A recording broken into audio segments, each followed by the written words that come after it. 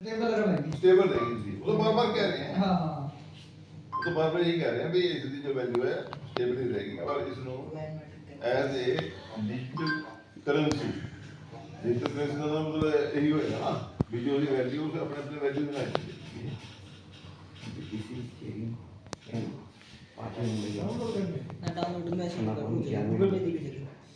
नहीं, इसकी dual value भी तो बोल रहे हैं। हाँ जी, हाँ जी, ड्यूल वैल्यू बिल्कुल। वो तो ड्यूल वैल्यू होगी तो ये अपने आप वही आ जाएगी फिर। ऐसा ऐसा देखो, जो इकोसिस्टम है इसका, इकोसिस्टम पे इसका अलग वर्क है। आपको इस चीज से समझना पड़ेगा। देखो जिस तरह ऑक्सीजन है वैसे आपकी फ्री में है, लेकिन कोरोना के टाइम में अगर आपको जरूरत है वही सिलेंडर के अंदर आपकी 2,500 रुपए की है। हम अपनी लाइफ में ना कई चीज ऐसी हैं जिनकी हम ड्यूल वैल्यू देते हैं। ये पानी आपका वैसे तो फ्री का ही है पानी, तो ठीक है ना, बोतलों में 10 रुपए का, 20 रुपए का, 50 रुपए का, ठीक है ना। जब किसी चीज की जरूरत होती है फिर उसकी वैल्यू बनती है। और जरूरत कौन पैदा करता है? वो इंसान ही पैदा करता है। जो हमारी ये जो डिजिटल इकोनॉमी है जो आप देख रहे हो, इंस्टाग्राम पे, यूट्यूब पे बच्चे लगे हुए हैं, अब इनको डिजिटल एसेट से ही ज्यादा लगाव है, सारा दिन अपना मोबाइल से ही। तो हमारा काम भी तब तक चलता रहेगा जब तक इनका चलता रहेगा, और ये कम होने वाला नहीं, आगे बढ़ने वाला ही है। तो मैं थोड़ा सा शुरू करना चाहता हूँ।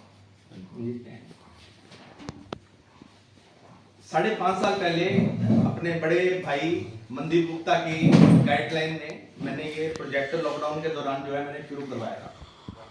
जितने हमारे जी शहर में अपने भाई हैं, व्यापारी भाई हैं, सबके पास जो है ना इस प्रोजेक्ट को मैं लेके गया।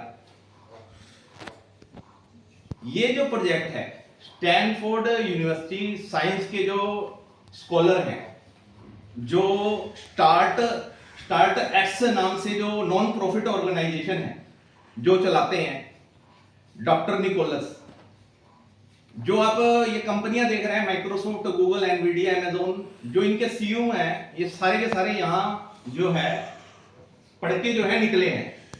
जो अपने डॉक्टर निकोलस सर हैं, ये लोग जितने भी बड़ी कंपनियां हैं इनको एनवायरनमेंट जो है वो प्रोवाइड करवाती है। तो उन्हीं के द्वारा इस कंपनी का जो है व्हाइट पेपर लिखा गया। और ये कोई कंपनी नहीं है, ये एक पब्लिक ब्लॉकचेन है। इसका मालिक वही है जिसके पास पाई नेटवर्क का कॉइन जो है आ गया है, जिसने माइन किया है। इस सिस्टम के 3 आधार स्तंभ है।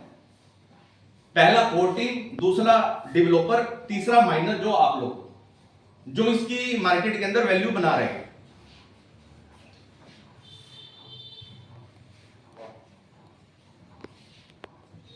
मैं बताना चाहूंगा, जो ये स्टारएक्स जो फाउंडर हैं, कौन कौन सी जो कंपनी है यहां से जो है, जिनके जो सीईओ हैं यहां से वर्क करके निकले हैं। Apple, Bloomberg, Hitachi, Google, Intel, eBay, Meta, Roblox, open AI, Nissan, Nvidia, Samsung, Tesla, जिसके अंदर आपका पाई नेटवर्क का भी नाम है। और मेरे को बताते हुए खुशी हो रही है, अगर आप कॉइन मार्केट कैप पे देखेंगे, जो अपना पाई नेटवर्क है 1 लाख करोड़ रुपए की पूरी इन्वेस्टमेंट के साथ 9वें नंबर पे जो है लिस्ट हुआ है। इसके लिए बहुत जो है सभी जो हमारे माइनर्स हैं उनका सहयोग रहा है इसके अंदर। जो हमारे भाई बैठे हैं जो अभी आए नहीं है, उनका भी बहुत बहुत शुक्रिया, जो इस सिस्टम में बढ़ चढ़कर भाग ले रहे हैं। जब हम ब्लॉकचेन वर्ड का यूज करते हैं, यहां पब्लिक के दिमाग में एक चीज आती है कि ब्लॉकचेन ये एक चेन सिस्टम है जिसके अंदर मेंबर बनाने हैं, कि हाँ भाई एक बंदे का दूसरा बंदा जोड़ना है। ये एक थोड़ी सी गलतफहमी है। ब्लॉकचेन का जो कंसेप्ट है, हमारे जो बड़े भाई हैं मनदीप गुप्ता, वो इस बारे में थोड़ा सा आपको बताएंगे बीच में आके। आइए मनदीप सर जी, थोड़ा सा ब्लॉकचेन के बारे में जो है ना, थोड़ा सा आप सभी भाइयों को जो है ना थोड़ा सा गाइड कीजिए। जो ब्लॉकचेन है वो हमारे जीवन में किस तरह वर्क करेगी, उसका यूज केस क्या है।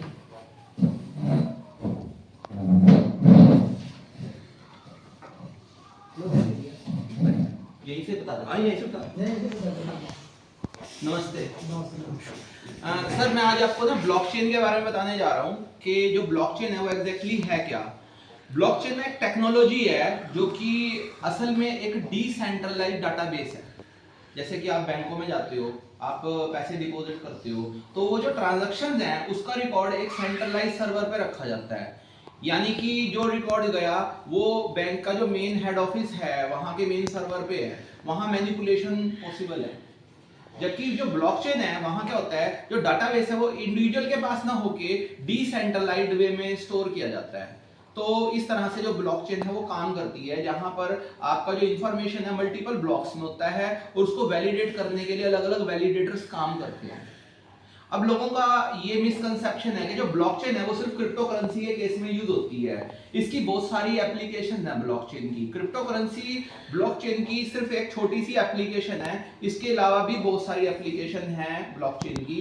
जैसे कि अगर आपने ई गवर्नेंस करनी है या कुछ पॉलिसीज फ्रेम करनी है और आप चाहते हो वो डिसेंट्रलाइज्ड वे में काम करे और पब्लिक उसको वोट करे तभी वो फ्रेमवर्क में आए, तो वो काम आप ब्लॉकचेन से ले सकते हैं।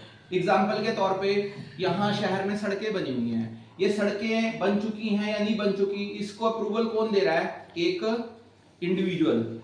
वो साइन कर देता है तो बन गई, नहीं करता तो नहीं बनी। तो ये संभव है कि वो एक करप्शन कर सके, यहाँ पर मिसयूज किया जा सकता है सेंट्रलाइज अथॉरिटी का। कैसा हो कि अगर मान लो उस शहर की पूरी पब्लिक वोट कर रही है कि बनी है या नहीं बनी, अगर 70 to 80% वोट करती है कि सड़कें बन चुकी है तभी फंड डिस्पैच हो, अदरवाइज ना हो, ये डिसेंट्रलाइजेशन। एक और एग्जांपल ले लेते हैं। अभी थोड़े टाइम पहले हमने देखा कि बैंकिंग सिस्टम में एक पर्सन को 9,000 करोड़ का लोन इशू कर दिया गया और वो देश से पैसा लेके चला गया। अब उसका खामियाजा बहुत सारे बैंकों ने भुगता। कई बैंक्स इंसॉल्वेंट हो गए, उनको बचाने के लिए आरबीआई आ गया, बैंकों का मर्जर हुआ, आरबीआई ने पैसा छापा ताकि उन लोगों को जो बैंक में आ रहे हैं लोग उनको पैसा दिया जा सके, जिसका इफेक्ट हमारे देश की इकोनॉमी पे पड़ा, इन्फ्लेशन हो गई। अब जब 9,000 रुपया लोन पे लिया जा रहा था, क्या ये संभव नहीं कि मैनेजर को 4-5 करोड़ का रिश्वत खिला के उससे लोन पास करवा दिया जाए? क्योंकि जो लोन है वो इंडिविजुअल ने पास करना था, वहां पे इंडिविजुअल सेंट्रलाइज्ड हो गया। इसे से बोलते हैं सेफी, सेंट्रलाइज्ड फाइनेंसिंग सिस्टम, जो अभी हम फॉलो कर रहे हैं। ये जितना बैंकिंग सिस्टम है सारा सेंट्रलाइज्ड फाइनेंसिंग सिस्टम है। तो जो ब्लॉकचेन है that promotes DeFi, decentralised financing. अब यहाँ जितने अकाउंट होल्डर होते हैं वो वोट करते कि इसको लोन दिया जाना चाहिए, नहीं दिया जाना चाहिए, तो वो होता उनका वोट। और अगर 70 to 80% कहते कि हाँ लोन दिया जाना चाहिए तभी लोन सैंक्शन होता, तो ये आई थिंक ये एक बेटर अप्रोच होती। इसी तरह जैसे हम देखते हैं पार्टी को चुन लेते हैं मैनिफेस्टो के बेस पे, तो डायरेक्ट आने वाले टाइम में ये प्रपोजल है कि पार्टी चुनी ना जाए, मैनिफेस्टो के अकॉर्डिंग काम और पब्लिक से हो। तो इस तरह से ब्लॉकचेन मल्टीपल एप्लीकेशंस में, हेल्थ केयर सेक्टर में और ये ई गवर्नेंस के सेक्टर में कंट्रीब्यूट करती है। क्योंकि हम गवर्नमेंट का चुनाव इसलिए करते हैं ताकि वो पॉलिसीज को फ्रेम कर सके। लेकिन कई जगह हम ये देख रहे हैं कि बहुत सी गवर्नमेंट्स क्या करती हैं, मोनोपोली करती हैं, अपनी खुद की पॉलिसीज को जबरदस्ती जनता पे थोपती हैं, जहां पर जनता 70 to 80% नहीं चाहती कि वो पॉलिसी अप्लाई हो, पर फिर भी वो हो जाती है। जो ब्लॉकचेन है वो इस चीज में हेल्प कर सकती है, क्योंकि वो जो पॉलिसी बगैर वोटिंग के फ्रेम में नहीं आएगी वो।